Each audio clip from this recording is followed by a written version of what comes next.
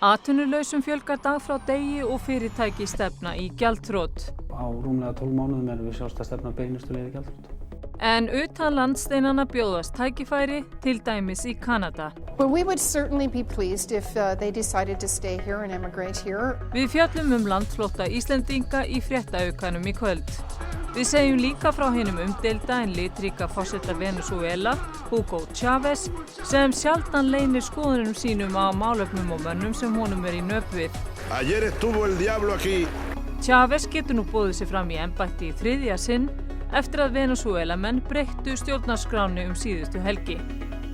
Og við skoðum lækningatæki sem byrjað var að nota hér á landi árið 1969 sem olli miklum straumhvörfum í meðhöndlun sjúklinga. Þar á meðal var fyrsta gervinýra.